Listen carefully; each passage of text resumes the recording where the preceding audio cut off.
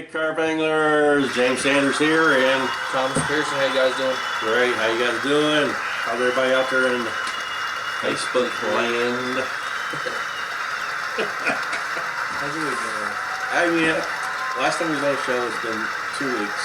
We had some complications twice, same guest twice, Carl. Yeah, but this is going to be a good one, though. Yeah, this is going to be a great one. Oh, this is great. Yeah, this is going to be a good show. You know, I love. There's some. He's got some special products that I like. You know, that I like to use myself. You know how I feel? I feel like Team Fish Fighters is trying to get our names out there, and we are like the underdogs.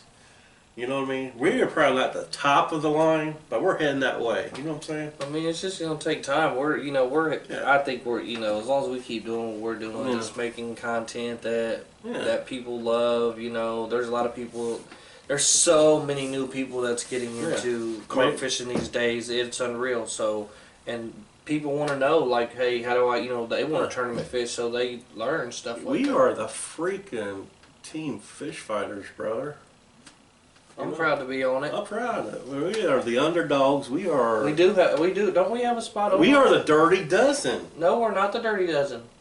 What? What's the top? What's the top of your head? It says the Dirty Dozen, but we're short one guy.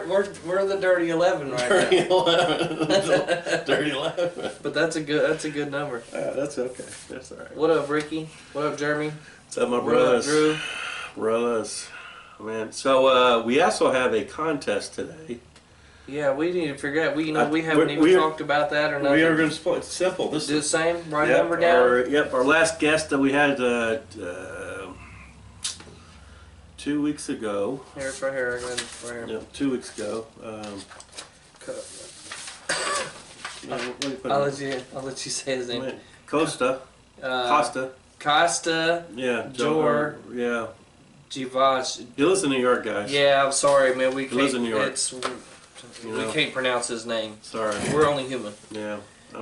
But he gave Team Fish Fighters a $100 gift card to carpanglers.com. And we want to shout out him too, man. Yes, definitely. Not just he's not a sponsor of us but yet.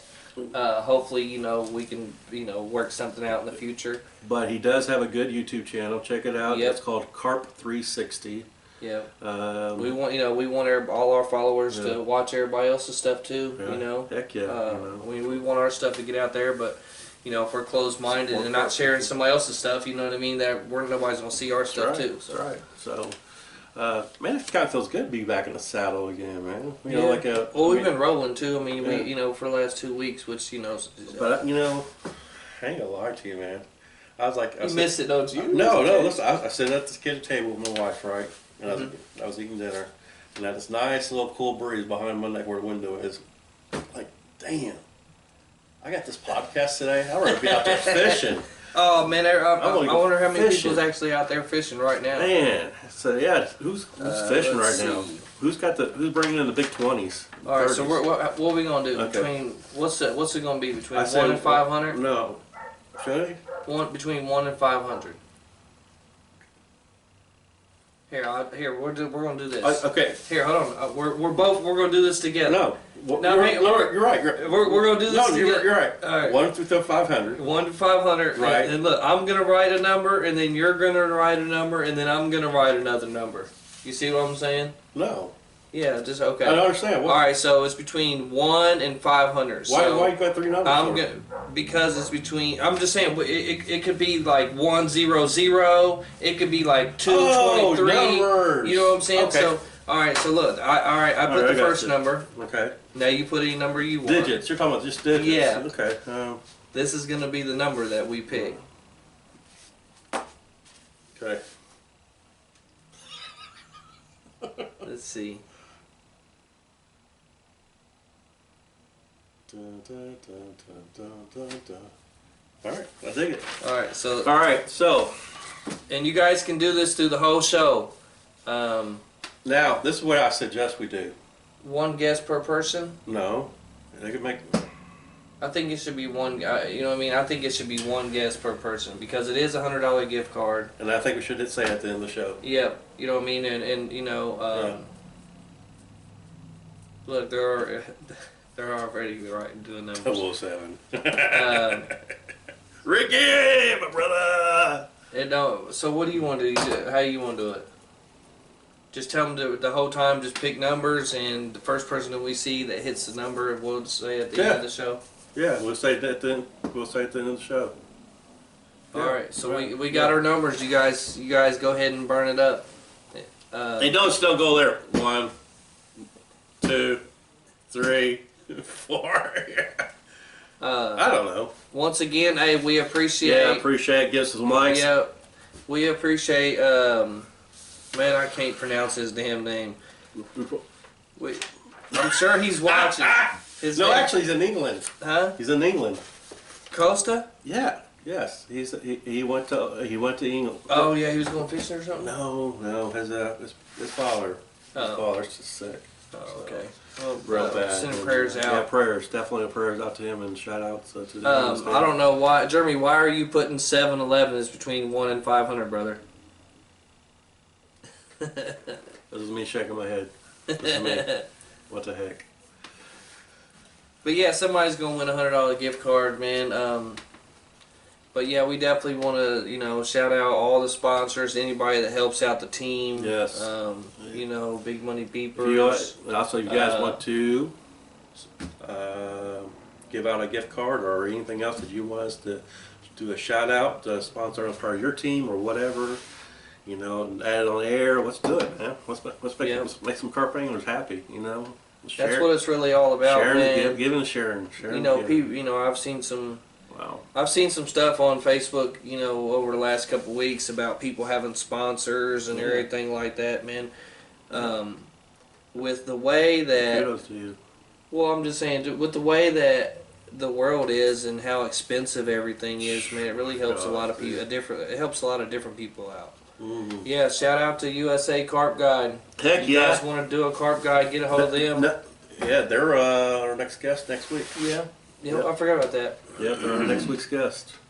But shout out to all our sponsors and everything, man. Everybody that supports us and that believes in what we believe in, which is all about helping the next generation, whether it be a pay laker, or a wild water person.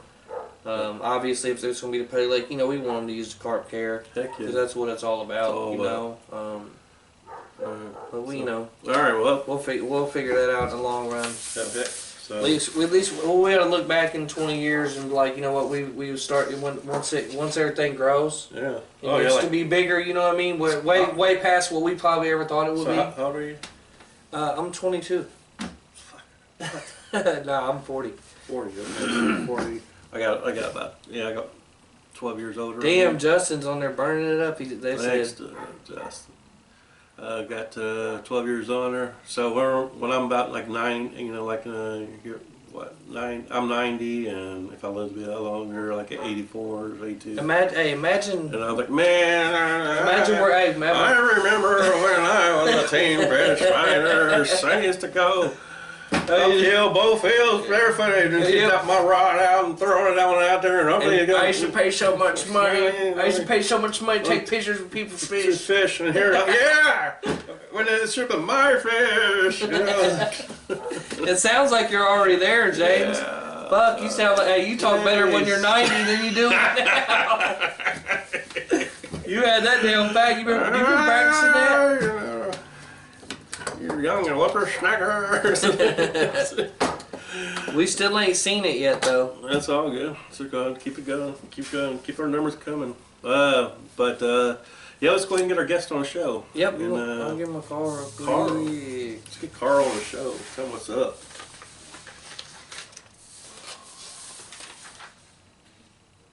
Okay. I'm like, damn, I'll put that number down somewhere. Boom, boom, boom, boom, boom.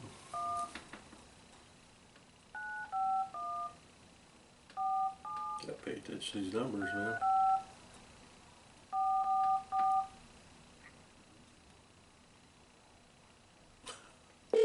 Karl Haymer, everybody, from BaitPro.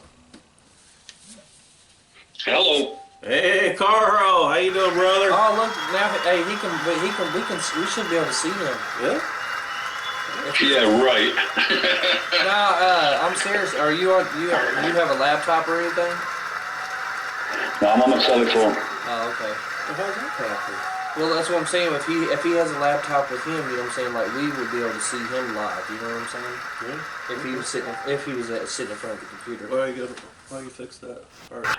You know, just leave it alone. That way, we won't mess nothing up. Well. Oh, I see what you're saying. Yeah. You can't see the comments for the. Yeah.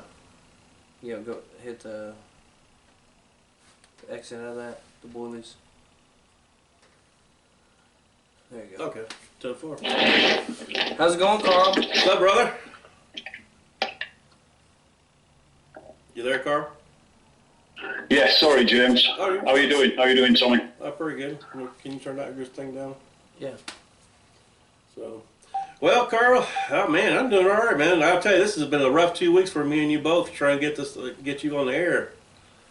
Man. Yeah, how was your wife? She okay? Yeah, thank you for asking. Yeah, she had a little bit of a panic attack where she couldn't quite hardly breathe, and we had to take her to the hospital. But I appreciate the kind thoughts, and but yeah, she's doing a lot better. So, Cool. yeah.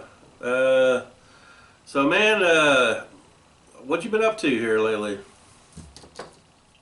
Just fishing, making fishing baits. No chance to fish, just making baits. Yeah, gotcha. That's a good thing. Yeah, it is. So, Yeah, well, it's kind of trout season here still, and yeah. you know the catfish guys are still out here. So I've been busy with trout baits, catfish baits, and then getting flavors across to the Carolinas to my guy Tim out there. Wow, man, that's crazy. So well, you know, we're gonna talk about your business here in just a minute, and why don't you tell us a little bit about yourself, and that is Occupation, you know. Yeah. What you do for the people that's watching that. Yeah. So I work in medical air and medical vacuum. okay, sweet.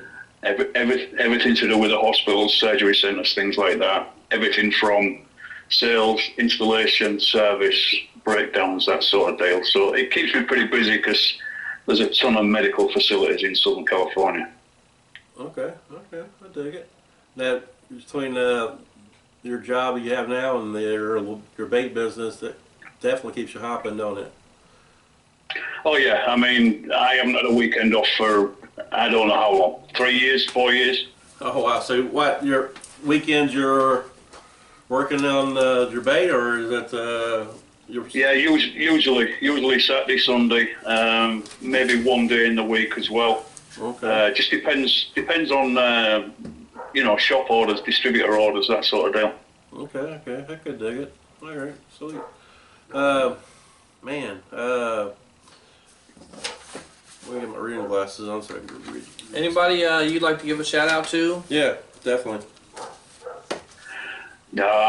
Just anybody who knows me. I know a lot of people in the carp game. Been in it 23 years now since I came over from England.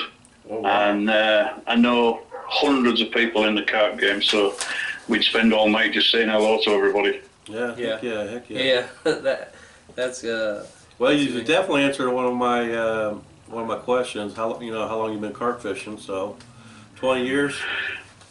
No, I caught my first carp when I was 9, and I'm 59 now, so 50 years ago. Shoot, doggy. But I was predominantly a tournament angler in England, match fishing. Okay, man, gotcha. There wasn't anything like that when I moved over to the States. In fact, I sold all my fishing gear before I left, with the exception of a few match fishing poles and waggler rods and things like that. Right. And then I got here and found several venues close were filled with carp. Yeah. I thought, I better start chasing those exclusively. Yeah. yeah. That wow. So about 9 years old, when you was about 9 years old, how big was that carp? Was that the one that got like 12 pound. It's one of the few weights I remember. I know you were asking for some photographs of fish. Yes, I'm and, 20. you know, I mean, I sent you one from Texas that was 40 something. I don't know, it's 42 something, 43 something. It was the 40 I was looking for. Wow. You know, I mean, to me, the fun's in the catching them. I don't have to look at photographs of them and remember weights and things like that. It's I get more fun watching other people catch, you know. Right. I can dig it.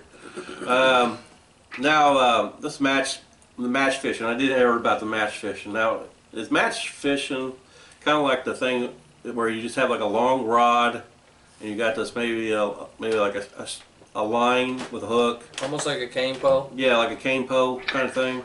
Yeah, I have a couple. I've still got like 3. I've got to 15 and a half meters, which is 50 some feet. Yeah. You know, you thread the top couple of sections are threaded with elastic, and then you have a little connector that you tie your line and your bobber to. When you hit a big fish, the elastic, you know, plays the fish at the same time as you're playing the pole. Yeah, I mean, and that's like what Tommy said. It's kind of like a cane rod. And are you there? Yes, I am. I'm sorry. It's like a cane rod, but then you want to track it back and unhook it a bunch of it and track it, you know. And then you kind of like maybe trade the tip of it, and you got this little scoop, or like a cup, and then and then you go to one spot and you kind of tip it over, and that's your chum ball that you're dipping into the water. Yeah, exactly. Obviously, the carbon fiber, so they weigh less than a kilo, a couple of pounds at 14 meters, 15 meters. Right. So okay, where are you living at now in the States? I'm in Southern California, about 60 miles north of San Diego, 80 miles south of LA. All right. Sweet. I'm out in the desert. It gets hot as hell. I bet. Is there any carp out your way? They're in every body of water. I mean, literally every body of water. Little ponds they're 8 to 12 pounds. They're everywhere. Okay. The bigger reservoirs where I'm looking for 30s, 35s, and things like that. I've got 4 or 5 within a 10-mile radius of where I live. Yeah, that's nice. Nice. Yeah, definitely nice. Especially, did you ever fish in the Pay Lakes at all, or was you just strictly wild? No. I don't understand those reels that you guys use. I mean, the casters. I'm right there with when you. When I was over in South Carolina once visiting, I tried to use one of those things and ended up with the biggest backlash you've ever seen in your life. Yeah. In fact, the guy whose pole it was said, "Oh yeah, I can get that out, no problem," and ended up throwing the pole up the bank. Right. Yeah, that's what I'm not. I hate to say it, I'm not good with casters either. I love them. No, I know you do. I've fished some big tournaments, up in New York and stuff like that too with my casters, and I just seen the difference myself. Yeah. When you're fishing a big tournament like that, you do want to catch them and get them in and everything, but at the same time, you got a dog here. So funny. I there's just no difference to me. Yeah. I mean, there is a big difference. I'm sorry, because I when I'm fishing a big river like that, I want to be in control. Yeah. Because I need that fish. You know what I mean? But sometimes people talk when the control is, especially with the Europeans, they can believe that the control of the fish is with the 12-foot rods away from a pie. Now I know I'm right there with you. I use my 9-footers. I may believe I believe it because it's probably proven, but at the same time, I've only been in New York twice and fished up there twice. Okay. And Both times I used my casters. The other, Justin Keaton was there one year with Stephen, me and him, Stephen Israel, and I'm telling you, there's just no. I caught way more fish than they did. They Right. lost so many fish because them fish are they're so strong. They're just running them drags, and they're before they even get to their rod, they're already in a stump or something. Okay. And I wasn't having that problem. Okay, gotcha. So, That's just my opinion. yeah. Hey, Carl, what's your like number one seller in your bait business? In the Pale Lake side, it's obviously it'll be a flavour or one of the attractors. We've got several unique products that sell really well. The whole attractor range is real popular. I mean, I'm shipping those things out to the Carolinas every day. Really? Wow. You mess with flavors too, right? Oh yeah, that's where when I decided to do this, I didn't just want to be another flavour company that was buying concentrates from the 5 or 6 big flavour houses in the US, because then you're just offering the same product as everybody else. I wanted to be a little bit different, so sourced some concentrates from England, France, and Holland. Okay. And predominantly all my flavours come from Europe as concentrates, and then I mix them, blend them on a base. Yeah. I just wanted to be something a little bit different, Yeah, yeah, definitely, most definitely. So that okay. When did okay, I'm gonna try a good question for you, man.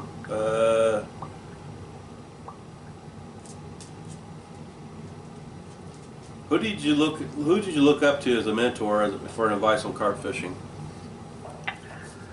Back in the day, I was in the tackle industry when I was a teenager, 17, 18. I was in the tackle industry in England, so I watched the carp fishing game explode. I mean, it literally exploded. Okay. And I knew, through going to trade shows and things like that, I knew a lot of the big names. Yeah. I got on well with Rod Hutchinson. I used to buy baits from him when he was selling out of his garden shed. A lot of my angling heroes were match fishermen.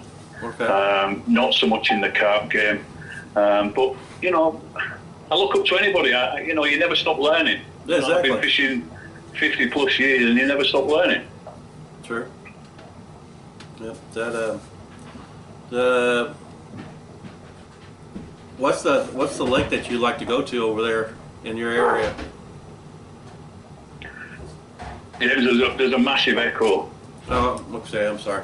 What lake do you go to all the time for when you fish over there in your area? Spent a lot of time at Lake Pearson, which is quite a well-known lake in Southern California. I started fishing there 20 years ago. Okay. My first big fish was from there. It was a fish that was well over 40 pound. I mean, I've seen 50 and 60 pound fish in Europe. It was well over 40. It was probably closer to 50 than 40. And the hook pulled out as it was coming in the landing net. Yeah. And I didn't think anything about it. I just thought, well, I'll get another one next cast, Okay. It was like a big shaved pig. Wow. Just laying on the top of the water. But I've taken several people there. Some guys that are quite well known in the US carp game now, Yeah. cut the teeth in the carp fishing game with me over at Lake Pearson. Okay. Do you have do you sponsor anybody? We have some Pale Acres that are Team BaitPro Pro staff. Okay. We've had several. I've made a ton of mistakes with some people, and we've got some good guys on board now. Nice. But I I know it's. I get probably 5 to 10 people a week, ask me if they can come on board with the team. How do I get on the team? This, that, and the other. A lot of people think that pro staff means professional staff. It's actually, it's promotional. Yeah. There's got to be some sort of reciprocation. Right. And most people are just in it for what they can get. And they're not the people I'm interested in. I want people who are, who use the product, want to push the product, and will promote the product, Yeah, exactly. Okay, I can dig it. So on the, how many people you have on the team wise on the Pele side? Well, I think we've got about a dozen guys now over in the Carolinas, Pennsylvania. Okay. I think we've got a couple of Georgia guys. But I'll be quite honest with you guys. I leave the pro staff team on the Pele side to my distributor over in North Carolina, Tim. Yeah. All right. He manages them. He's the guy on the ground there. It's no good me. I could write to somebody every day and say, "Do you want to be on this pro staff?" But I want a guy that's on the ground who knows these people. Yeah, exactly. For sure. Definitely. Okay. Now you do again your distributor too. Does the wild carp side too? Yeah, he's been fishing those tournaments up in Baldwinsville. I believe they're out in. I want to say West Virginia sometime either this week or next week, and then obviously you've got Baldwinsville coming up, in May. Yeah. So they fish the wild waters there. I have some wild water staff, pro staff, Arizona, California, those sort of places, Texas. I'm always looking. I know so many people in the game that. On the wild water side, I'm happy with the guys we've got, Sweet. Yeah. That's what it should be, yeah. Now, what all products do you sell boilies and stuff too? And no, it's something that I'm going to do this season. I've kind of been playing with different mixes for the guys when they go to Baldwinsville. We've done several variations of mixes for the last, I don't know, maybe 6 or 7 years. Okay. But I made an investment in the machinery to bring it over from Germany, and I can do 700 kilos actually, so nearly 1,400 pound an hour if I need to. Wow. So this year we're going to start selling. I'm doing some. I do one-offs for people, but at the moment it's been 10, 15, 20 kilos and above. Yeah. In order for me to get out and do it. But what I want to do is bring the cost of a boilie down. It's tough this time of year. I mean, it's tough. It's the economy though too. Everything is, the price of everything is going up. Boilie prices are crazy. Yeah. I mean, just crazy. I understand. I've imported boilies. I went through the whole process for getting FDA, USDA permits to bring boilies in because they're heavily restricted. I went through all that, and you've got to charge, $12, $15 dollars a kilo. But the ones that have been made in the US, you just don't have to do that. Right. If you're buying your ingredients in bulk and you're using quality ingredients, there's no reason to be paying $5, $6, $8 a pound. It's just insane. Really? So I want to bring the price of a boilie down. Man, that'd be nice. Yeah, that'd be nice. That would be nice that kind of situation happens. I mean, see, it makes it so difficult to fish a boilie like a boilie should be fished. Yeah. Boilie fishing's not about having a kilo for 6 weeks. Yeah. It's about quantity, getting the carp. Yeah. Used to feeding on it and actively seeking it. Yeah. And we've tweaked our mixes over the last few years, and we've had some success over in Baldwinsville, as you guys know. Yeah. Oh yeah. I keep an eye on Baldwinsville all the time. Tommy's fished a couple times. Yeah, man. The first time we was in first place the whole tournament, got beat out during the blackout, and then second time we was in dead pretty much kind of last and came all the way back to like 7th. We needed one more fish.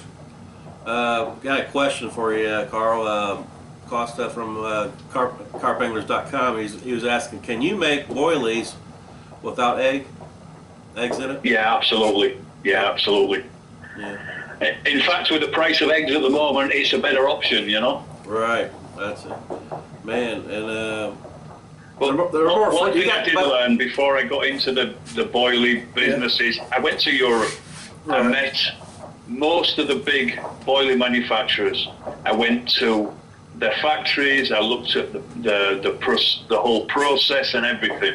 Yeah. And you know, let's say 90% of them are not using fresh eggs. Okay. They use a dried egg powder, which makes the process so much easier. Okay, I can dig it. Yeah. Yeah. Because, you know, I can buy a ton of a powdered egg for a fraction of the price of a ton of eggs. That's true. Yeah. Yeah. Plus, now, if you put real eggs into it, the situation to you, but that's when it has to be refrigerated, doesn't it? Well, yeah, but I've got, I can preserve, you know, I can make a shelf life boilie. You know, I've got boilies that are in my shop now from 3 and 4 years ago that you can still get a baiting needle through. You know, when you open the bag, you still get a baiting needle through them. Preservatives have changed a lot in the boilie game since, you know, the late 80s and 90s, where it was all just the sorbates and the benzoates and things like that. There's so many different food grade preservatives now that we can use. Okay. Gotcha. One of Todd Bright that's watching. He do you have a YouTube channel? I believe we do. I've got a buddy of mine doing some product videos as we speak. Okay. He's doing a ton of those, so hopefully I'll get some of those uploaded. I do have one, but there's no content on it, I'll be honest with you. Yeah, So busy work.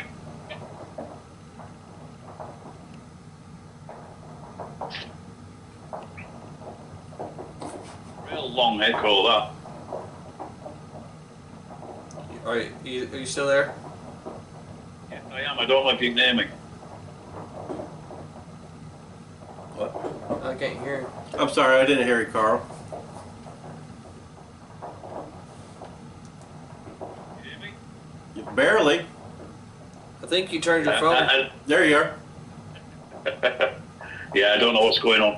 I just got this real long time delay, and I can hear you speaking and then me speaking, and Yeah. it's 10-second delay. Are you watching us on Facebook or something?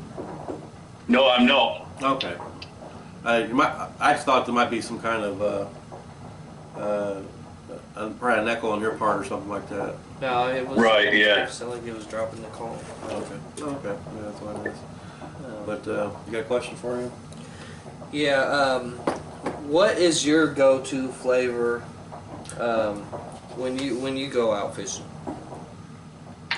I like pineapple, anything pineapple. I like monster crab. Yeah. I like to blend. My whole deal is blending flavors. You know, I can put 3 or 4 different flavors. I use a lot of our black venom when I go fishing. Okay.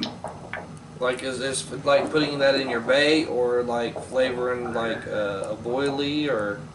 Yeah, it's usually flavouring boilies or glugging boilies or, you know, dipping boilies. You know, but usually I've got some sort of heavy flavour in my method mix, you know, my pack bait. Mm-hmm. Okay. Now, what do you think? You think carp like this? Like, some people say they like sweet stuff, you know, and some people think they like, you know, sour. Like, what's your opinion? I'm a great believer in that. You know, it doesn't really matter. It's not a fruit thing or a savoury thing or a sour thing. It's a chemical thing. It's you know, fish have these chemoreceptors, and it's more about amino acids and sugars and things like that. So protein and all that, right? a lot of the time, I mean, I know I can fish a boilie without any flavour in it at all and catch fish. Yeah. You know, because the quality, you know, fish meal and milk powders and things like that, there's quality ingredients there. But I really don't think that it's a specific flavour. It's a specific flavour. It's like I went to one of the flavour houses here in California, one of the big ones. A lot of the flavour companies in the US use this company. I went there probably 12 or 14 years ago and went round their lab with my sales rep at the time, and they had 45 different strawberry flavours that were just labelled as strawberry, all with different chemical makeup. Yeah. So how many lines of strawberry do you have? I have one southern strawberry, and then I have various things. Power smoke. I do a strawberry power smoke, but I sourced a good strawberry several years ago. I buy it, 5 gallons at a time, and our southern strawberry is one of our best sellers. Yeah.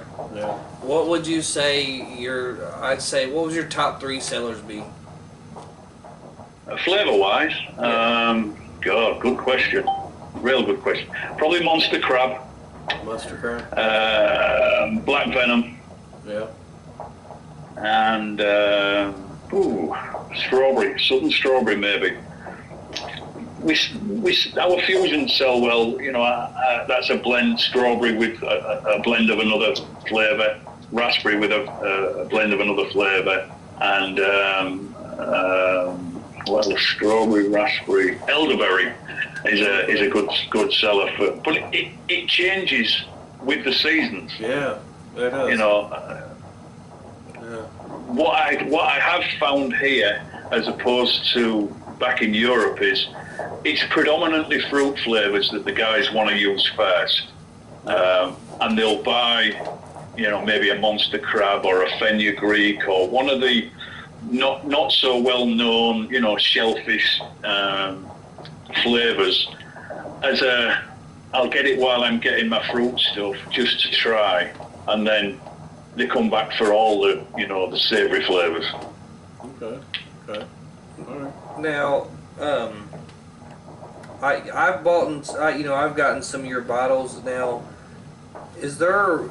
I mean, I know that you use the smaller bottles. Now, is there? No, I've changed that totally, Tommy. All our flavours now are 10 ounce. 10 ounces? Okay. Okay, sweet. But the reason I was asking is like ratio to obviously if I'm at the Pay Lake, I'm throwing chow. Now, do you obviously your product, like, should I be using a whole bottle in a batch of chow? No. Or should I just No. putting a couple capfuls in there? That's exactly what you need. A couple of capfuls. It's the flavours on a 3-part base. All my flavours, and then I have my additive, which is an amino acid based additive that goes in every flavour. Every product we sell gets this amino acid blend, and it's a blend that's come from the koi carp fishing industry, where nutrition and attraction and all those things are just mega important. So they're the 3 main amino acids that are attractive to the carp family, just the carp family. Okay. I have a different amino blend for trout, but the carp fishing flavour has these 3 aminos, and there's a ton of scientific papers been written on these various amino acids, and there's some truth behind the science. There is. I always, when I'm doing trade shows, the science is what catches the fish. Yeah. Okay. Yeah, that's true. Hey guys out there in Facebook land, so far the number has not been picked yet. So if you guys still want to keep on throwing some numbers out there, you're more welcome to. We've been paying attention. We have been paying attention, and we haven't seen the number yet. But numbers. Not bad. So another question. how many lines of flavors do you have in your company? Oh, I'll be honest with you. I don't know. There might be 50, there might be 60. I have two ranges. I have the classic range, which is predominantly your fruit flavors and things like that. That do contain concentrate flavors that I buy here in the US. Okay. I buy from 6 or 7 different flavor houses in the US, and that's the classic range. If there's a blend there, it's usually a blend with another classic flavor, whereas the legend range is the one I have to import from Europe. And I've got to charge more for it because the freight prices are just ridiculous now. Shipping and everything. During COVID, a container coming from China went from $3,000 to $40,000. Jeez, what the heck? So it was insane, and air freight for carp flavors it's gone crazy. So I had to have the other range. What I was able to do, and why we've changed the bottles to a 10 ounce across the board, is because I'm buying my ingredients and my base ingredients in bulk, in quite big quantities now. I was able to get the price down there so we could increase the amount of flavour we gave, we put in the bottle. Oh, wow. Yeah, that's a big price jump right there. Yeah, that is crazy. That's really, really crazy. Oh, yeah, I mean, it's back down to, $4.5, $5 now, but during COVID, for 2 years, it was between 35 and 40 grand to get a container across, which was just insane. And that's why everything in the fishing industry has gone crazy expensive. Yeah, it has. Even the wild water too, but even the Pay Lake scenery, like it's getting. I mean, just the price of chow alone between $110 to $120 a bag. Like that's a lot. Yeah, it's insane, and they keep changing the recipe. Yeah, they keep changing it and everything, so and it's not. Sometimes I've had some of the best flavor in some chow, but the chow won't take the flavor. So it's just I don't know. I don't see why the lake owners and everything, like, they know it's expensive. I understand they're making money off of it, but I don't think it's it's overrated, man. It's too expensive. No, most definitely. At least in North Carolina, a lot of the fishermen, they work together with each other, to keep price down and to keep fishing pretty cheap, as far as bait wise. Yeah, I mean, everything's so expensive now, everything's jumped up in price across the board, not just fishing. So you've got to do what you can in the fishing industry, and that's my idea behind these, Cheaper bringing boilies in at a decent price. Yeah.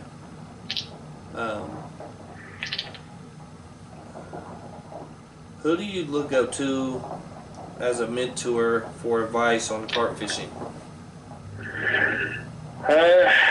I'll be honest with you, Tommy. I'm not too old to learn, and I don't know everything. But in order for me to catch fish in the States, it's just a case of going and setting up. I've got some good buddies in the fishing game here, who are some of these guys are exceptionally successable. But I'm willing to learn off everybody, on anybody. I've never really. I had a mentor fishing game.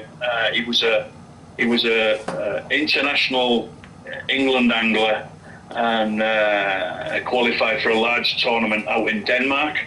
And we caught him stealing our bait. So my hero became a guy that I wouldn't rub him off the bottom of my shoe, Right. So I tend not to have heroes any longer, or people that I look up to. I just like to get on with what I'm doing. Yeah, most likely. Nothing worse than having a childhood hero, which he was, turn out to be a piece of shit, scumbag. Let's see here. Give a good question, Tommy. Come on, man. What is a dream lake you would love to fish? I'd like to fish Rainbow in France. I nearly got the opportunity a couple of years ago with a fairly well-known angler, and I just couldn't get. I was just too busy in my work, in my real job, to afford the time to fly out to France and fish there. But I've fished in France in the past. I'd like to fish Rainbow. I'd like to fish Dale Hollow as well someday. Yeah. Dale Hollow's lovely. You just gotta have time, man. Time. That's what. Yeah. It just takes time and patience, because I would say 2 weeks. That's what you need to get really, to get in there and have time to get it baited up and get your hole ready. And when they come, they're gonna Right. come. But when they come, though, you can see them coming, though, too. I've been there and seen them jumping, and then all of a sudden they just disappear, and the next thing you know, them rods just start firing off wool. Yeah, I'm fortunate that I've fished up at Blackfoot in Idaho several times, nearly a dozen times. But I've been there and struggled. I mean, we went one year, and it was like the place was dead. I mean, literally. We've heard a lot of good things about that Yeah, place. We couldn't get a fish between three of us. Yeah, we heard a lot of We've heard a lot of good things about that place. Oh yeah, I mean, it's just out of this world when the fish are. Every other session I've been, I went with my wife, 10, 12 years ago, and we were going to do Wednesday through Sunday, and we got fed up of catching fish. We drove home Friday night. We'd had 80 plus carp, and they're all like peas in a pod there. They're literally, every one of them was 22, 23 pound. 22, 23 pound. There was very, on that session, there was very little under 22, and there was very little over 23. Wow. But other times we've been, and it's been a little bit harder, but it's just a phenomenal place, middle of nowhere. You could read a newspaper by starlight. It's not dark, but the moon and the stars make it that light. You could read a newspaper. Yeah. What do you prefer? You prefer fishing at night or day? I prefer daytime fishing now. It's an age thing, I think, more than anything. I struggle to stay awake now. I know, I've been invited to fish these Baldwinville tournaments and dozens of times, and I just have my tournament angling days are over. I've been there, done that. I'm not interested. I don't want to kill myself for a few grand. I'm just not interested. But I like to night fish. I must admit, I do like to night fish. But You like that? daytime fishing here in Southern California is difficult because it gets so hot. So you've got to start fishing zig rigs and things like that, and fishing 16 feet off the bottom in 40 foot of water, that sort of deal. But I do like night fishing, but I tend to fall asleep more now. So there's a question for you. We still have not seen the number, you guys that are watching and guessing. We still have not seen it. Yeah. You guys still. I'm going through the comments right now as we speak. So keep guessing.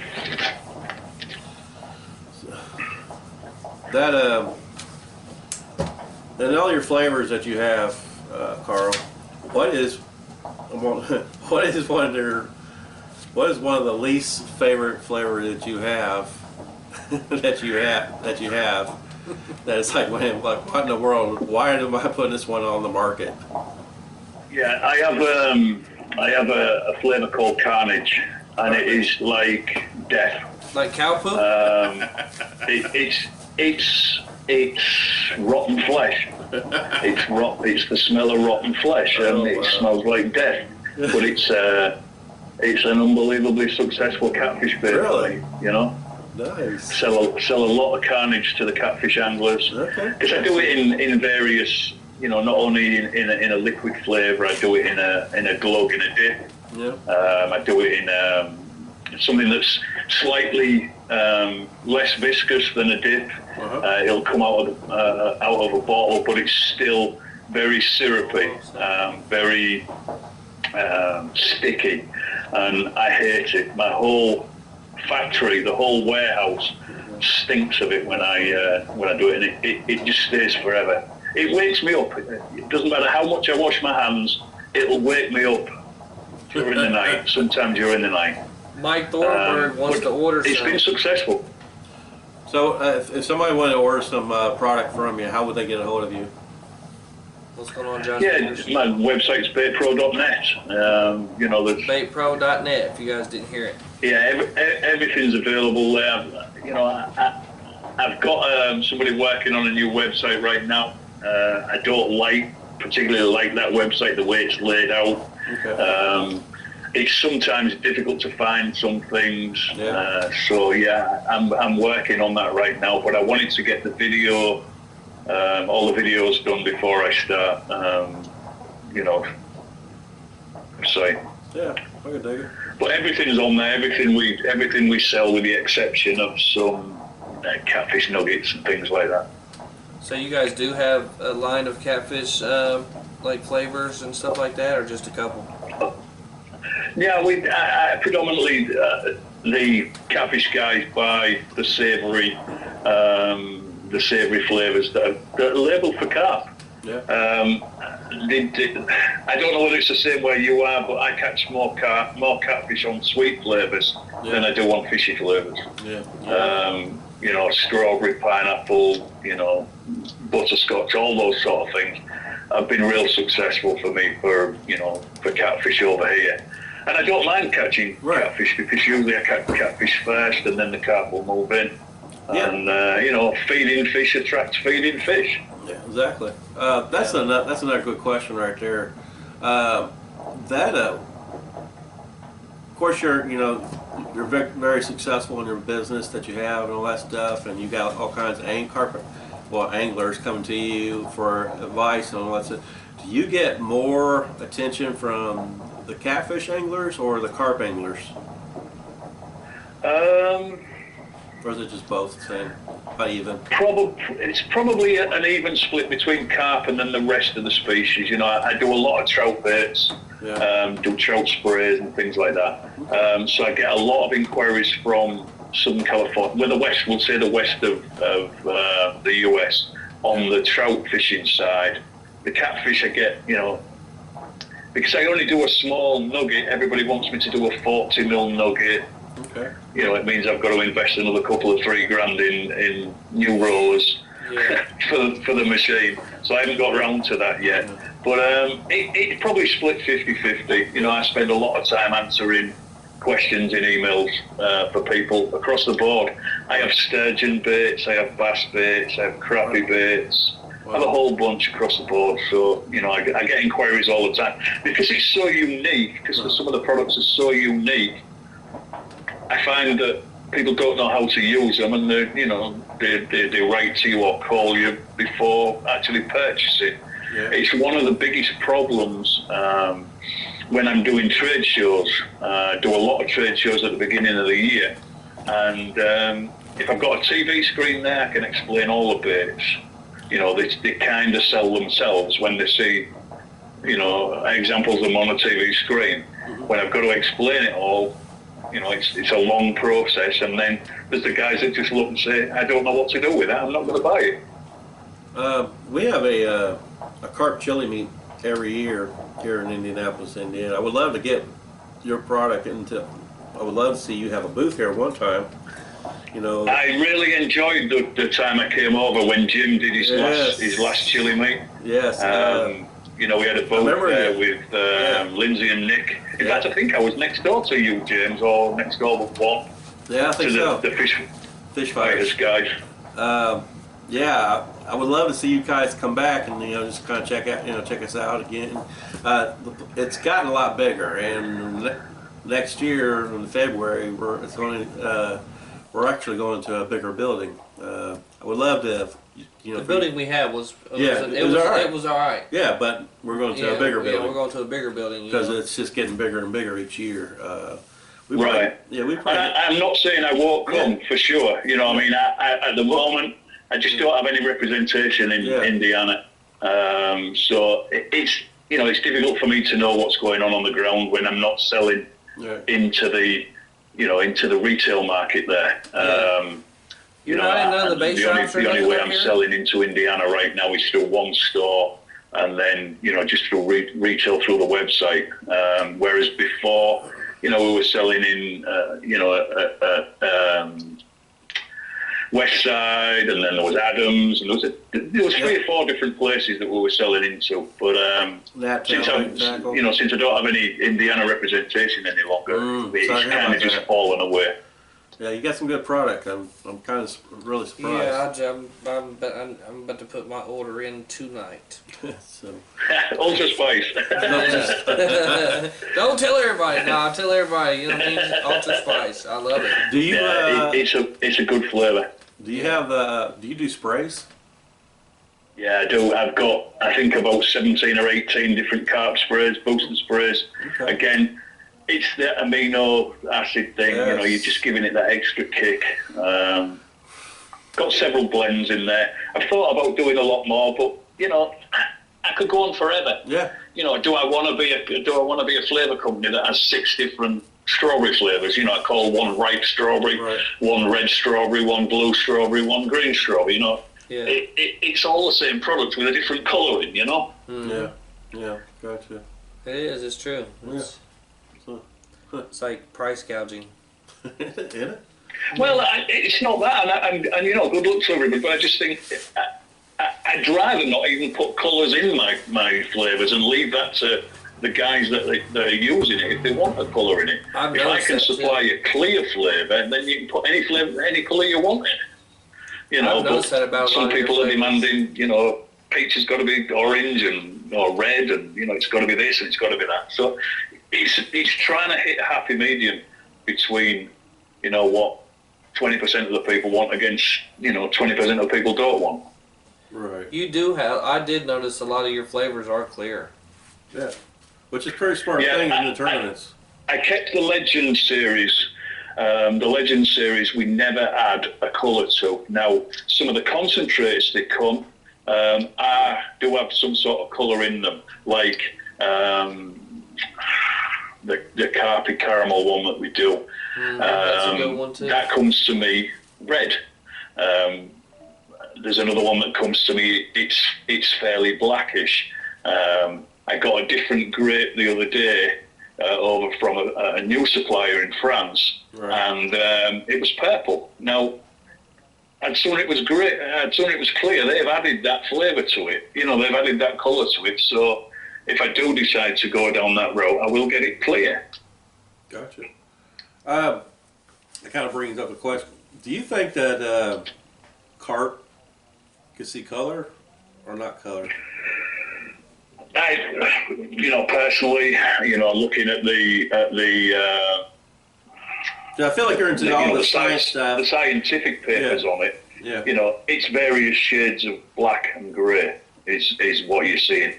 But I think they also see both sides of the spectrum. Yeah. The ultraviolet and the infrared spectrum. Okay. So they're seeing those glow in the dark colours.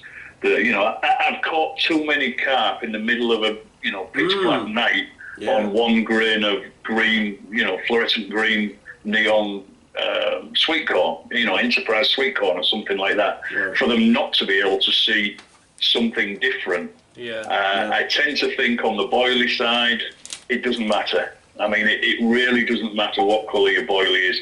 Maybe for your hook bait to stand out against, a white hook bait, a yellow hook bait.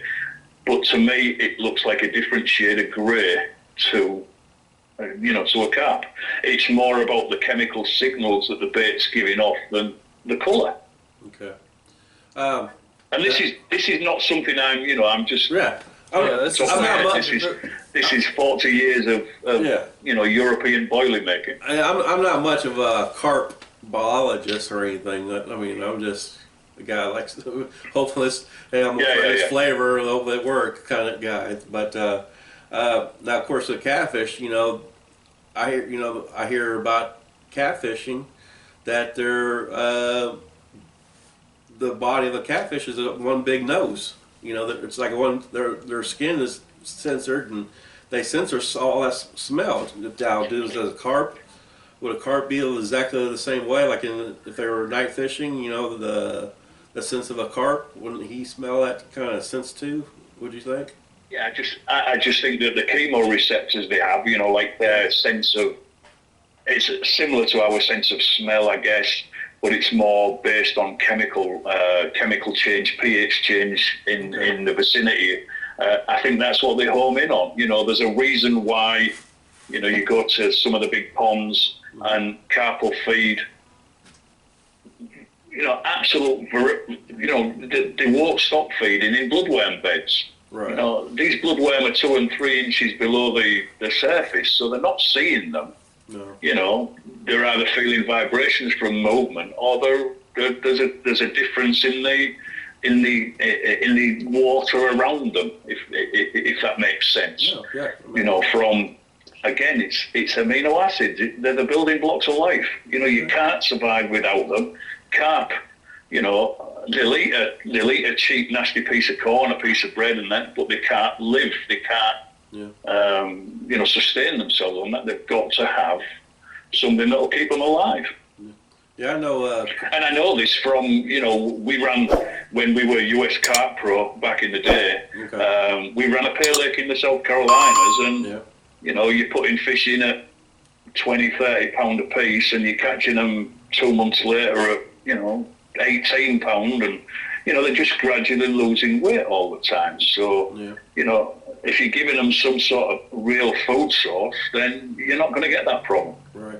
I have seen carp anglers before, especially when they get in the tournaments, and they want to go for the trophy fish, or try to win the tournaments. They actually go to the GMC store and go buy amino acids and protein shakes and put it into their baits. Or powders. Yeah, powder stuff. Yeah, absolutely. It's protein. I mean, you can feed your dog, little biscuits every day, little dog treats every day, but he still needs those, that kibble that's got the protein in. Yeah. Or raw meat or wet diet and some of that. They need it. You need it to survive. Yeah. And those products with those amino acids in are what keep you, me, and every carp alive. Yeah. So, hey, guys out there, real quick, if you're not a subscriber to our YouTube channel, go ahead and go to our Team Fish Fires, subscribe to our channel. Also, our prize from Carp 360, he's giving out a $100 gift certificate to carpanglers.com. Check out their YouTube channel. And I want to give a shout out to him for go ahead and Kosta. Kosta giving us a $100 gift card. And we still have not seen the number yet. Nope, haven't seen the number yet. Been going through there. So, I think by the time we get to the end of the show, if we don't see that number hit, we're going to just set to go for sudden death, and just whoever gets the closest number to it, I guess, after that moment. I'm sure that. Yeah, I'm sure by the end of the show, we'll somebody hit it. I mean, I've seen a couple of numbers that's pretty damn close. There's been a couple close. But it's not it yet. So, you got a question for her? Yeah, when you're scouting a new place for carp, what do you really look for to really know or even think there's going to be big fish in that area? I talk to as many people as I can who talk about throwing them up the bank. I fished one particular lake east of San Diego several years ago. Never seen it before. Big body of water. Spent a little bit of time talking to some of the fishermen around. Realised that these were only going to be small carp. Fished there all weekend, and sure enough, there were 2-3 pound carp. Your local angler's the guy you need to speak to. Whether they're fishing for carp or not, they know when there's big fish in there. Yeah, because I've seen them splash. Yeah, well, how many times have you spoken to somebody that said, "Oh, there was a carp and it was as big as the boat"? That sort of deal. It was 50, 60, 80 pound. I hear it. That's a true fisherman right there. Fishing. Yeah, for sure. That's a true fisherman there. Do you, of all the anglers that come to you and all that kind of stuff, what's the biggest fish that you heard that was caught off your bait? I've had guys that have had 40s. I know that for sure. Nice. It's something I've never really done, to be honest. I've never, if somebody sends me a photograph and I caught this, it's, I'm like, oh, thanks. It goes into a folder. Someday I'll get a gallery on the website where you can go and, look at all these fish. But, I fish one venue in Southern California. It's a relatively small pond, maybe, I don't know, 4 or 5 acres, maybe not even that big. And I had 30 different 30-pounders out of there one year. Nice. Totally different fish, but, every one over 30 pounds. Nice. Love it. But, well, let me get another question for you then, because it's my turn, isn't it? Yeah, I've been over here questioning. No, I'm just... Yeah, well, look at you. Take charge. Okay, You got what? Huh? I was going to see if you had any questions for us at all. No, I just, I kind of caught what you were saying early doors about being the black sheep and the underdog and things like that. You guys are knocking it out of the park. We're trying. Anybody who's doing anything to promote the game of, the carp fishing game is doing right in my view. Okay. My whole deal with this bait and me doing baits for other species was if I can bring carp baits along, I'll sell them trout baits, catfish baits, sturgeon, crappie and everything. But if I can also sell them some carp baits, I'm gradually changing the market. Now, Southern California has gone from a place where nobody fished for carp to I can't keep up with some of the products. And some of the products are California specific. Yeah. I make a shelf life carp nugget that that's in a 16-ounce jar, and my distributor out here in Palm Springs takes as many as he can get. I do a carp powder, which is actually a boiling mix. You can add water to it and use it as a method, like a pack bait, or you can mix it with eggs. Now, same thing. I think I do 4 or 5 flavors in that. Uh-huh. I can't keep up with the demand. Oh wow! Yeah, that's really nice. I never even knew that. So I've had to buy powder packaging machines and things like that to make it easier for me to fill these things. Bags and jars and bottles and it's crazy. I mean, the whole COVID thing changed packaging. Oh, God. I have a packager that I use. It's a large packaging broker.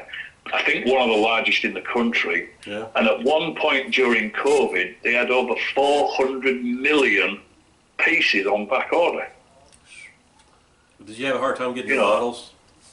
It's so difficult. And anybody who's in the flavour game, I mean, I see people's bottles change all the time. Yeah. Our old orange bottles and our old black bottles were specifically made for us. I got those made in the Midwest, that colour, specifically with a mould that belonged to us, just because we wanted to be different to everybody else. So, the 4 or 6 ounce, it was classed as a 4 ounce bottle, but held 6 fluid ounces. Yeah. Excuse me. Yeah. It's, the packaging game's changed so much. I see, other flavour companies have had to change, different bottles and different caps and different this and different that. It's not been easy these last couple of 3 years. And, especially with having so many products, I have probably 7, 8, 10 different types of packaging that I use. From a plastic bag that, is obviously, it's a Ziploc with a heat seal and everything, all the way through to a 10-ounce bottle and, a 16 ounce for the attractors. Wow, nice. Now, when you first started the bait and the flavor thing, now was it like a hobby, and you turned it into a pretty much a business? Yeah, it's always been a hobby. I kind of sat obviously I had scorpion tackle before the BaitPro deal. I sat in my kitchen one July 4th with a friend from England and talked about how, we could bring carp fishing along in the US by bringing other species, bank fishing species along, Right. catfish and that. How can we get rod pods and alarms and, bank fishing stuff that we take for granted as carp anglers? Yeah. How can we get it out to the mass market? And, we kind of decided to try it through a tackle, through tackle. The market's not ready for it. I do a lot of trade shows, not only in California. I do them all over the country, and they're not ready for a carp fishing tackle. Yeah. They're still not ready. I want them to be ready. Well, anybody will tell you. I want to be ready. But we just figured that if we brought carp along with other species, that would be the way we could introduce it to everybody. Okay. Yeah, that's a good thought. I like that. I can dig it. Well, it was the same as the Pale Lakes. Our whole deal with running the Pale Lake for the time we did as a company was to try and introduce carp care from within. You can't, it's no good me as a Brit, or my partner as a Brit, or even I had a couple of American partners. It's no good us telling somebody, you can't do that, if you guys have been doing it for 50 years. Yeah. So I said, look, if we make it that if you fish our pond for our fish that we've paid for, if you fish and you treat them badly, you're kicking them up the cinders and on the bank and everything, you don't fish here again. That's the way it should be. And everybody will be given a landing mat, an unhooking mat, so that when you're paying 15, 20 grand for a shipment, a truckload of fish, right, you want a return on that investment. You're looking to keep these fish alive for as long as possible. And kicking them around the floor just doesn't do that. Yeah. So the only way to change it was from within. Yeah. And now I see other places are doing, fish-friendly stuff, landing nets, unhooking mats. So, I know you can only change it from within, but there was just so much pushback that it was like, I can honestly just not ready for it yet. I know for a fact, like as far as us as a team, I know that that's one thing that we've pushed from this. That was one of the main things that got me on the team, because I was one of them people. I wasn't taught, I wasn't showed, or when I was growing up. Sure. So I did do that, at Wagon Wheel, because I was a Pale Lake fisherman. Mm-hmm. So I did, Sure. that's why I seen everybody else doing it. And so you seen the light. Yeah, I really did. Yes, Then I started seeing it in a different way, and trying to protect every fish that I catch. It don't matter. It don't have to be a 20 pounder. Right. But you can't do it if you don't know. If you don't know about fish care, you can't be expected to do it. And like I said, who am I to tell somebody else how to catch a fish, how to handle a fish, and everything? You've got to show them by doing it. And that's what happened. Yeah. And I've seen some big over the last 3 to 4 years. I've seen a big change in the Pale Lake scene. Like for sure, you go into Hubbard's or Indy Lakes or any of the places, and they are starting to carry cradles, and they're starting to carry clean. Joe's Lake is in a whole nother ball game by itself. He's. Yeah, exactly. But he's doing the right thing. Yeah, he's got a landing mat at every spot. You know what I mean? Our lakes are different. Our lakes, we don't. You look at North Carolina and stuff like that. Them lakes are built specifically for carp ponds. Yeah. Most of our carp ponds here are old rock quarries where they done dug out all the gravel and somebody put fish in them and made it a Pale Lake. Right. We don't have. I'm gonna tell you right now, the first person that ever comes to Indianapolis, Indiana, anywhere in Indiana. Whoa. Be careful. Listen, anybody that comes here, or you know, they say if you build it, you know, you talk about it, speak it into existence. But I'm telling you, if You might somebody be offending somebody. Stop. well, if somebody comes here, dude, I'm not offending. I'm not offending nobody. I'm just saying, if somebody comes here and builds a straight carp lake, you know, where all you got ropes down the middles, everybody's got their own lane, you know, highways like that. Yeah. You know, and it does cut down on a lot of.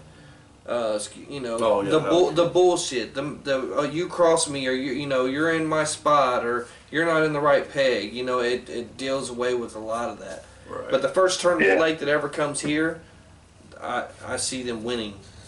Yeah. Whoever does it. I do like to see a good tournament lake going on here one time. You know, just for strictly just tournaments only. Would probably give some carp a. That's all it is in North Carolina. It's all tournament. I mean, don't get me wrong. You can go there and fun fish, but 95% of the time there's a tournament. There's some type of tournament going on, whether it's a $65 tournament or a $150 tournament. Gotcha. Wow.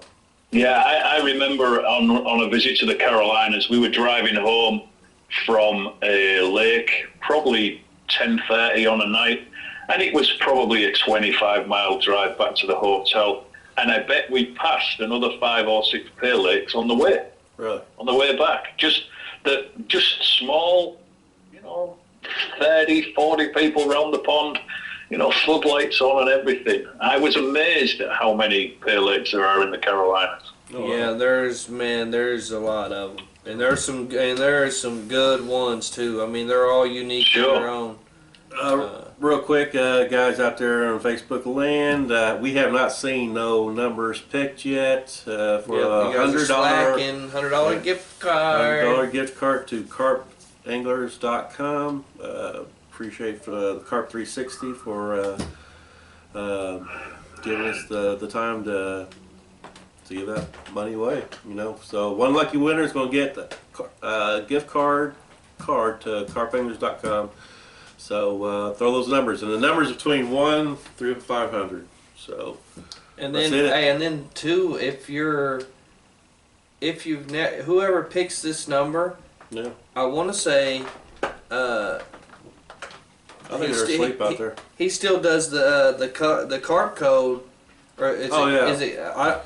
Ours was carp 10. Yeah. But I don't know if that's still up anymore. It might be Ghost. I think it's Ghost 10 or something like that now. But if you're a first-time buyer and you hit that number, you know, you're going to get a good deal because you're going to get 10% off of that $100 too. So you're going to get more than $100 worth. Also, our show here too is also sponsored by Bottom Feeder Baits, Big Money Beepers, and USA Carp Guide. So, all right, guys. Got another question for him? Yeah, let's see here. Or you want me to throw some questions out? What's your crazy experience that's good. while fishing? I want to do that one. Oh, God. I mean... Sounds like you've had a few. Why? I mean, you seen it while fishing? I've seen it all. I used to organise tournaments. Oh, did you? So I've seen everything. I've seen all kinds of cheating. I've witnessed it, and I've seen some of the funniest things happen when I'm fishing, and the craziest. I guess one of the craziest would have been we were fishing a local reservoir in California here, and the bank was probably 18, 20 foot high, and there's a campground at the top, and we were bivvied up, pitch black, nobody knew we were there. Some local LA youths came in and started shooting up the place. What? Because they just didn't know we were there. You know, they were firing into the lake. That's not good. From 20 feet above us. Wow. You know, that was pretty crazy. But I've seen some funny things. I've seen guys walking, to their buddy's peg with a fish under the jacket, the tail flapping out the jacket, I've seen every way, conceivable way you can cheat. I've seen it done in Europe, and I've seen it done here in the States. Well, I actually caught somebody at the one of the tournaments in Lake Fork. I actually caught somebody cheating and stopped them straight away. put some leads in their mouths. Oh my gosh. I was kind of shocked, not really shocked, but I was really surprised to actually see it on that. The walleye fishing? Yeah, the walleye fishing tournament they had. but that was just like too, like, there was no way that fish weighed 5 pounds, 7 ounces. You know what I mean? Them was barely a pound and a half fish. Oh my gosh. I don't know what happened to the results with them. I mean, They end up, they got slapped on the wrist. oh, did they? Yeah, I mean, pretty much. I mean, they lost that boat that they won. I'm sure they had to pay some money back. They lost their sponsors. Yeah. Yeah, I think they were in court this past week. I think the court case was last week. Yeah, I want to say that. I would say because I could have swore I just read something up to just maybe like I said a week or two ago. That situation happened last year, sometime last year, wasn't it? Yeah. Yeah, but I've seen it all. I've witnessed so much cheating, and that's another reason I wouldn't fish a tournament. Yeah. You know, these tournaments, I just wouldn't fish it. They're too open to the cheats in the world, and unfortunately, we've got several cheats that fish these tournaments quite regularly. Right. I know that's going to be controversial. I know Carl said this and Carl said that, but it's a fact. Yeah. I believe you. I mean, I host some tournaments myself. Better pick your number. So, yeah. Numbers. Still ain't seen that number. Yeah. 1 through 500. 1 to 500. Gift card, carpanglers.com. $100 gift card. $100 gift card. What'd I say? Yes. That's just a gift card. Yeah, you can say gift card, but $100. Yeah, okay, gotcha. Oh, jeez. But yeah, I host tournaments. I still do two tournaments a year. What's up there? You gotta look up there. My big money be afraid too. You see, the tournament game in the US is so different to the match fishing game in Europe. I mean, we could fish matches with 900 anglers. Okay. You know, there's just not that available over here. Right. You know, I used to fish 3 and 4 matches a week. You know, so I was self-employed and I had guys earning money for me, so I was fishing. That man, I had a good question. I can't remember now. You distracted me, Tommy. I'm blaming you over. Okay.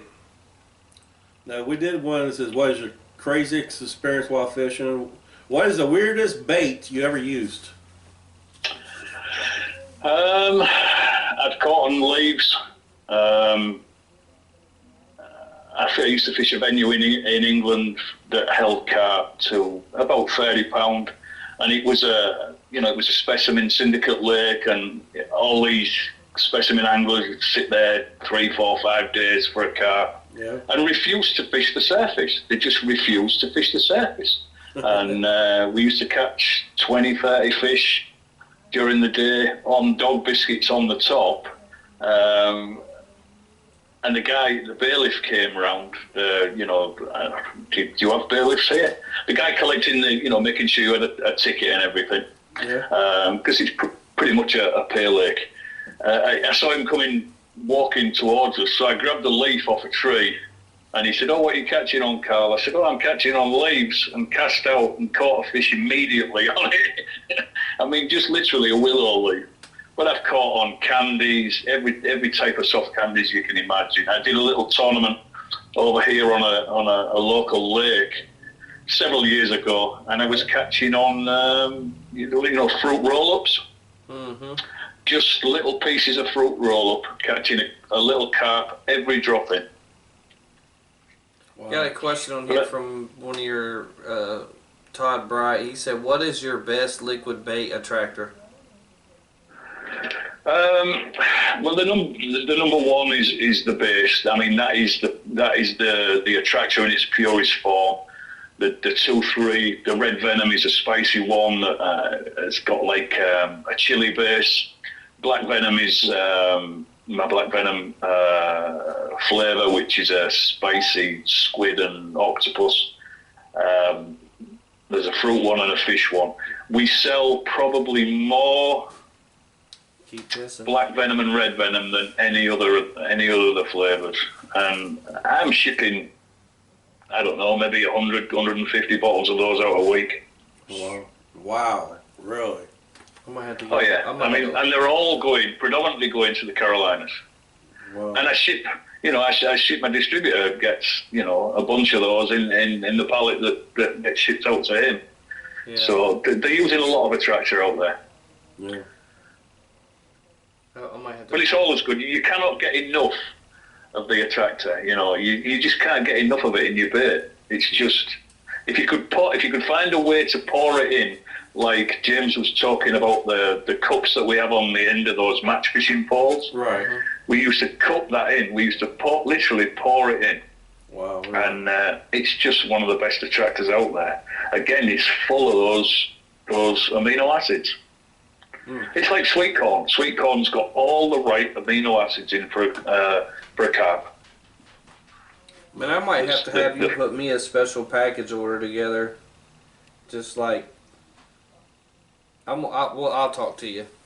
Are you gonna talk to him? Yeah, yeah. Oh, this is a private conversation. No, I'm just going. Well, he knows. I'll also put together a package for you guys to give away next week or the week after, whatever. Hey, you guys I'll ship you something out. All right, nice. You guys that. hear that? So that's gonna be our next. We'll do that. That'll be our next giveaway. Yeah. Send Tom's BaitPro. address. Yeah. Yeah. He's got my address already. Really? I mean, I don't know. Yeah, because he sent me a package before. Okay, sweet. Man. Well, thank you, Carl. Yeah, we appreciate that. No, you're welcome. Sure. As I say, you guys are doing the right thing. Well, thank you. Yeah, we appreciate that so much. And like I said, you guys keep picking them numbers because we have not seen them. We have not seen the number yet. Yeah. But I'm definitely gonna have him send me a nice little, because he knows what's for what. It's his product. You know what I mean? When it's hard, people. People spend a lot of money on, just chow alone, fishing the Pay Lakes, and not only that, but just, I do it myself. Sometimes I pour 2 whole bottles in nothing but chow. 2 whole bottles in nothing but chow. Really? Yeah, but it's because we're such a great lake. lake. Let's get these guys. You guys still out there listening? I'm gonna give out a hint. No, don't do that. Don't do that. Why is it okay for you to give out hints? I'm just playing. I can't. Man, you hurt my feelings, man. Man, okay, James. You know what? You know what? Just pick a new number. No, I ain't gonna pick a I'm new just number. playing. Now go ahead. Go ahead. All right. Okay, guys out there in Facebook land. So the hint that I'm gonna give you, it's 3 digits. 3 digits. And the middle number is 7. That's good. That's a good one. Is that good? Yeah. The middle number is 7. So go with it. All right. So we're good. That cuts it down a little bit. Yeah. Under 500 under, not 974. Yeah. Under 500. Okay. Wow, man. So you have sprays. Do you have dip? Do you do dips? Yeah, I've got a dip that was always. It's sold better in Indiana than anywhere else in the country. Nice. I still do ship out several pots of this too, and it's predominantly to Indiana. Okay. I know, when I had the couple of pro staff there, they were very successful with it. So, it was a little secret for quite some time, and then the secret obviously got out, and people just started ordering it like crazy. I'm thinking of one guy in particular. He'll order 6 of the same flavour every month. Yeah. I think he's eating it. Yeah, I've tried to get everything. within our range, I've tried to cover it with liquid flavours, sprays. I don't like to use oils. It's something that I just don't think works. You know, oil sits on the top of the water. It's not down at the bottom, you know. I've had some trouble with some bits and pieces, but I've tried to cover everything, and the boilies will be the final thing. I sell pop-up boilies now. Pop-ups I do, you know, the hand-rolled as opposed to machine-rolled, and you know, they've been quite successful since I launched those, because they're a plain pop-up, but I put a little flavour shot, a little bottle of flavour in each jar, so you can put in as much as you want or as little as you want. Okay. Or you can put your own flavour in. You don't have to use the flavour I've given you. Put your own, you know, whether it be anybody's flavour. I don't care. I don't care if it's, you know, R&W, One On, Bobbers. It doesn't matter. You know, we're all aiming for the same thing here. I'm fortunate that I have a real job. So I don't rely on sales of fishing tackle, fishing baits, fishing hooks and things like that. Okay. So I'm lucky in that respect that I can do that. But you know, we're all in it trying to push carp fishing. Yeah, definitely. That's what we're all about. You know, yeah, I think, I don't know. I mean, we've been pushing it for a long time now. Yeah. We'll still get. Yeah, it's crazy. When I first came here in 2000, is when I moved here. Yeah. There was only one place you could buy anything from, and that was Paul Pizzella at Wacker Baits. I mean, it was the only place. Whatever happened to him? I've been to his bait shop before in Illinois, Chicago area. Yeah, he retired. Paul retired, and he sold it to Jim, and then I think Jim. Yeah, I believe it's only just closed. You know, I don't know whether COVID had a massive effect on them. I can only presume as a retail, you know, bricks and mortar store, they had a huge effect on them. Yeah. But I saw that they'd closed. Yeah, I think didn't somebody took over his Wacker bait tackle, but not. Of course, the store closed down. But I thought someone took over Wacker. I think since Paul retired, I think it's had two owners. I may be wrong, but I think it's had two owners, and I think this last one has closed doors, which is sad. You know, I mean, as I say, it was the only place you buy anything. You know, in 2000, 99, 2000, and you know, I bought a lot of stuff from Paul. In fact, it's the reason I got into the fishing tackle industry originally, was because I had a little bit of a falling out with Paul. Yeah. And because I'd been in the tackle industry, I just got in touch with a rep I knew in England and said, look, can I get this, can I get that, can I get the other? And, you know, it went from there. Yeah. But it's always been a hobby, a passion of mine, is the flavour side. Yeah. Oh, yeah, Paul's a good guy. You know, going back right to the 80s, you know, mid-80s, early and mid-80s, when there was very little available. Yeah, he used to own a bait shop in Illinois. That was back in the CCC days. Correct, yeah. Yeah. And then that's before I went to it. I think, as a matter of fact, I went to the last tournament, the CCC tournament. The last time, that was the last year, and then the following next year, that's when they decided to put it on the road, go to state to state. Right. Yeah, I remember. Yeah. Yeah. I won. I won this huge. After the tournament was over, you know, of course, I think I caught about one good fish. I had it on the line, and I accidentally put too much slack into it when I didn't keep it tight, and the carp got off. But then that's the only time. That was the only fish I caught. But didn't bring it to the mat, but that's fine. But I did win the door prizes, and I still got it on my wall, and it's this big metal ova. Am I saying the word right? Ova. Yeah. Ova, I guess. Metal sign. It said Carp Anglers. It was the logo of the Carp Anglers group. And oh yeah, I remember. I remember those. I remember those metal signs. Yeah, they gave out 2, and I end up with one of them.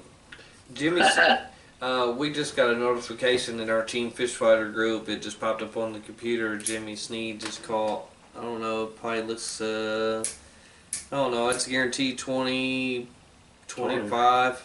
You think? It looks like 10. Oh man, stop! Give him some props. He's in Del Hollow right now. Yeah, he's showing us photos. That's kind of cool. That's a nice. That's a. I would say that's a good. Just from his body size, I would say that's a good 28. Yeah, I don't know. I'm gonna say between 25 and 28.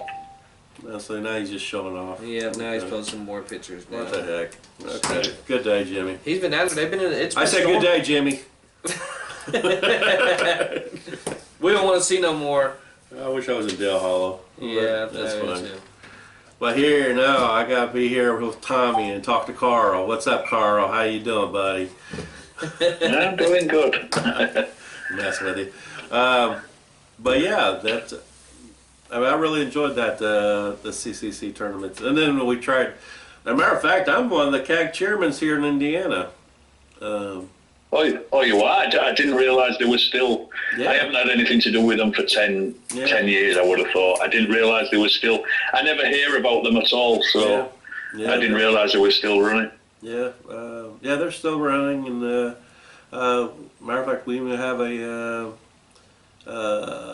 CAG chairman group page, but not too many people talks on there. Or they do, but they don't. Not like they used to. No, yeah, it's you remember the old? Now, of course, the website's still up.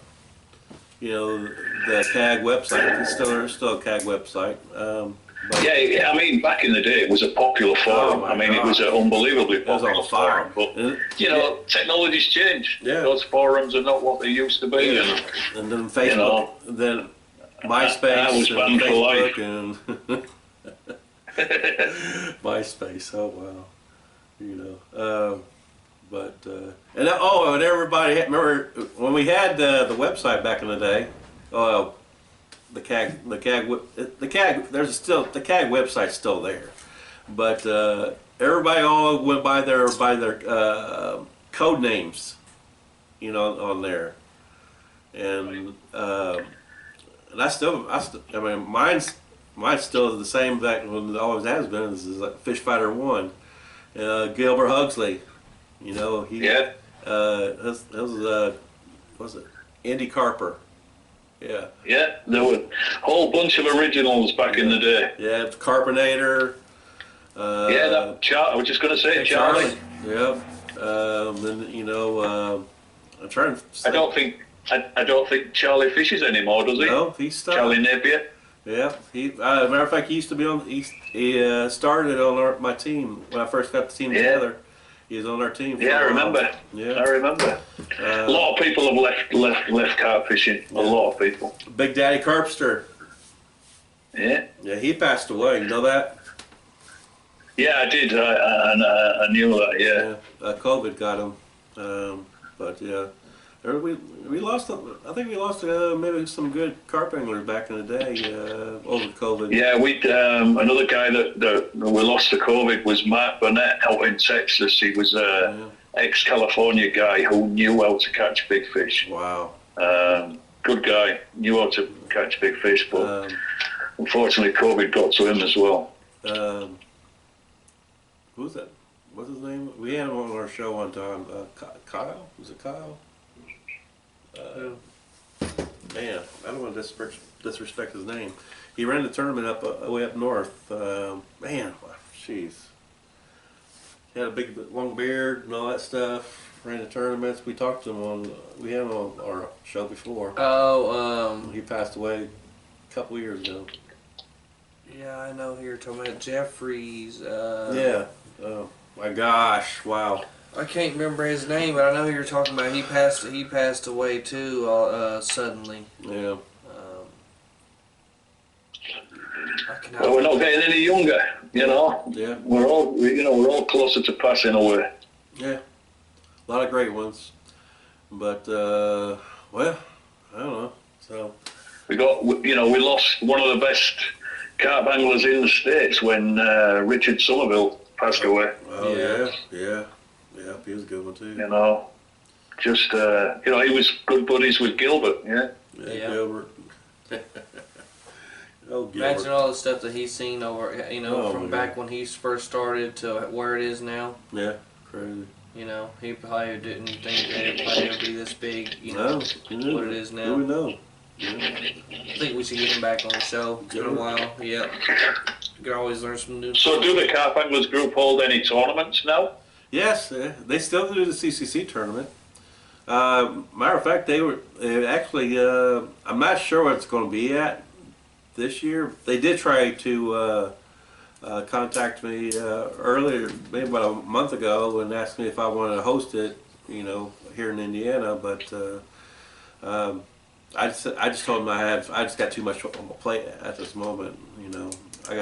I do 2 tournaments here off of White River, White River Invitationals and Fall Carp Classic, and then of course we do our video. Our Team Fish Riders does our own video shoots once a month. And then of course we finally got our first video in shoot of the year. Yeah. It was a cold, wet one, but it's cold, wet. Yeah. Still caught some fish though. Yeah, we did good. But then and then I got my bait business, trying to keep the demands with that one. Yeah. Yeah. Geez. But I actually organised a couple of CAG tournaments for California years ago. Oh, did you? Nice. Successful. There were successful tournaments. Yeah. Now, do you still do the tournaments anymore? No, I'm done with tournament fishing. No, I know you don't do fishing. I'm talking about hosting. Are you done hosting? Long story short, no. Gotcha. There may be some things in the pipeline that I'm working with somebody else with to try and bring an event back. Okay. But I'm just not going to say too much in case it doesn't come to fruition. Right. Okay, sweet. But well, man, I tell you, man, Karl, you got anything any kind of big plans that's in the future for your company?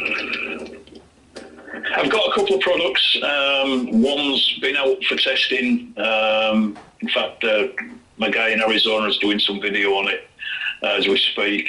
I think it has the possibility to change pale lake fishing in a big way. Just be an addition to what the guys do already. Yeah. And obviously then I've got the boilies that we'll be releasing. Nice. Initially I'm going to be doing it more bulk sales, probably £10 minimums,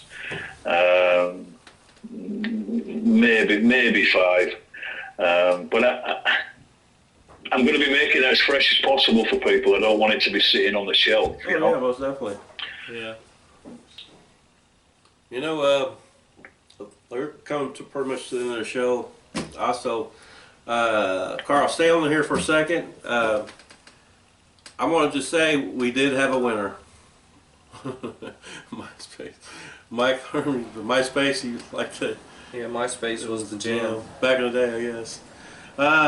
Yeah, now we do have a winner. Now we did write the number down. Yeah. No, off the original paper. Yeah, okay, on the original paper, it's right here. So we had the number. The number was picked probably about maybe a good 10 to 15 minutes ago, but you just left you guys hanging. So congratulations, Mike Thornburg. You have won. The number was 474. 474. There's your winner. Yep, 474 from Big Money Beepers. Big Money Beepers. You won a $100 gift card to Here it is, right here. carpanglers.com. So that's the number we had. Wrote down. You guys can't really see it. So Here, congratulations. Yeah. Here, let me do Oh yeah, they can. Yeah, see Yeah, it I know. there. $474. $474. But you know what? He deserves that $100 gift card. Yeah. I'm glad that he won it because you know what? He gives so much to the Well, how about all community. those other carp anglers? They tried their heart out. And I'm not saying that, but I'm just saying that one person. that man blesses a lot of people. He does bless. Okay. He blesses a lot of Oh people. my gosh. He helps people out. He fixes other people's products, He does. that he didn't even He does got build. hard so. Okay, you're right. So I'm not saying it couldn't have went to a better person, Yeah. but Mike's a good guy. yeah, he is, man. I think he deserves that. And Congratulations, Mike Thornburg. yeah, congratulations. Also, he's got some great. He also, he's also one of the sponsors to the show. He does got some great product out there. Check out his alarm systems, big money beepers, great deals. Just the quality of the alarms is great. What he's got on it, just I love him. oh yeah, comes in different different colors and Did you say he makes custom ones? I mean, like I'm sure he'll. custom to order. Oh yeah. You think he does? He didn't have black and yellow. Yeah, well, he did. Now he does. So. But, Can't wait to get them. They look good. Oh yeah, I'm jealous now. Hopefully I get that. So here, I'm gonna be giving my set away that Mike Thornburg sent me. I've already picked out somebody who I'm gonna give them to. Whenever I get my set from Mike, I'm gonna have this person on the show. Oh yeah. Yeah, well, it's just gonna be like a quick call Oh. because Oh, gotcha. I had to call and ask his father because it's a younger kid. Well, that's very nice of you. He's, that's what Mike wanted me to do. He wanted me to figure out a way to, give them away or give them to somebody that may need them, Yeah. So I'm gonna give them to this guy's son. I'm gonna get him on the show, and I might just give mine away on air. yeah. Live. I mean, however Yeah. he said however we want to do it. I talked to the boy's dad. The boy's dad told me that he does have official poles and he does have stands, and he did have one alarm. Wow. So I told him I'm gonna give him my set of 4. That's what Mike wanted me to do. So I'm gonna bless him. He's a young kid just getting into it, and Nice. he's already hooked, and That's what I'm talking that's about. all it takes. Those are our future. It's gonna go. Those are our future carp anglers. Yeah, for sure. Those definitely. You're right. So. Yeah. All right, man, Carl. I tell you, buddy, you're very, very knowledgeable on your product. Of course, 20 years in the field of being a carp angler, and just the product yourself is like, wow, man. You do definitely got some amazing products. I'll get some. I'll put something together for that young kid as well. Oh, thank you. I'll send it to you, Tommy. It's a That's good nice, man. Thank you, Carl, man. I'm sure he's gonna be really, really happy, man. So, It's all we can do is keep passing it on. yeah, appreciate and that. We appreciate it. Thank you so any much. little bit helps, especially us being a little non-for-profit. All that. We just The underdogs did it again. we couldn't do it without The you guys. underdogs. So we appreciate you, Carl. Appreciate everything you do for the carp community Yeah, too. heck yeah. Like I said, you bring a lot of knowledge to it. And it starts with people Yeah, I like really you. enjoyed talking to him. Yeah. Matter of fact, I learned some stuff from him today. I think we definitely learned something for sure. Yeah, If I can just say one last, just have one last. sure. I am looking for some sort of representation in Indiana. My email address is on the website. If anybody's interested, drop me a line and we'll go from there. All right, man. Yeah, you hear that, guys? Carl's on it, man. Guys, you looking for some reps. So, And I appreciate you having me on. yeah. We appreciate you too, and I'll definitely be talking to you soon. And we appreciate you, Carl. And we good talking to you, brother. Thanks, Carl. All right, Tommy. All right, James. Thanks. See you, man. Bye. All right, Carp anglers. Man, that's what it's all That's what it's all about. Exactly. He didn't have to step High in. He didn't have to step in and give that young man that. That's pretty cool. Good job. Who's our next guest? Our next guest, Kenny Mack and Kenny Wright. Kerry Wright. Yep, USA Carp Guide, right? Yeah, USA Carp Guides. They're going to be on our we're going to have them on the show. Matter of fact, they're in Dale Hollow right now. Yep, fishing. and you know, if I don't know if you guys remember this, but when we was at the chili meet, they gave us a free ride for one person and a friend, and I think he's about to be going here soon. The guy, Jerry Wilson, that won that tournament. Okay, cool. You know, so shout out to them. Yeah. I'm gonna try it. I always love to go fish down Hollow, man, but it's a little far. I'm trying to make my way down there. I don't think I'm going to do a whole week. I think when I go down there, probably it might be after me and Ricky was talking. Yeah. We're going to probably try to go down there on Thursday and come back on Sunday. Yeah. So, maybe take a 2 week, A two day vacation, vacation. like a 2 night, 3 day. Yeah, and maybe do that throughout the whole entire year. I don't know, twice, just, I don't know, whatever. It's just his dream. It's just a dream. Yeah. Dream. Wake up, James. I could dream. Wake up. Wake up. Hey, James, wake up. It's time to go to work. I could dream, man. I could dream. But, the sponsors of the show was, Always. Always. Always. Oh. Always support your local bait shops. Adams Outdoors, Adams Any Outdoors. Bait and Tackle, the Barber Shop. Check them out. Yeah. Always practice good carp care. Any bait shops that support, it's got carp fishing stuff and support them, man. Let's make our country big on carp fishing. I think Chris from the Barber Shop would be a good fit for Carl. Yeah. Being close to Geist, a lot of people already go out there. He's a good businessman. You know what I mean? Yeah. He could be possibly a good main distributor for him. Carl, yeah. And for all your online carp needs, carpangler.com.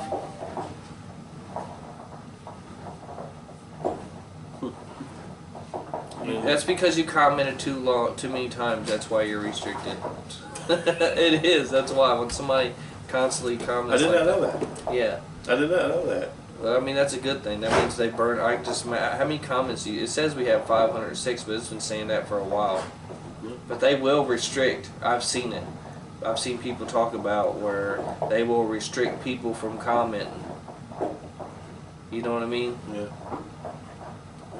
That's crazy. But that's even better. That's a good problem to have. But we appreciate you guys watching. Don't forget to subscribe to our YouTube channel. Yeah, please. And also check out the Carp 360. They are the one that gave out the $100 gift card to carpanglers.com. Yeah, we appreciate you, Kosta. Yeah, thank you. And then, and don't forget to subscribe to our channel. Hit that like button. Yeah, congratulations, Mike, on the $100 gift card too. Thank you, and thank you for everything you do for the carp community. So, all right, get out of here. Later, guys. See ya. Later.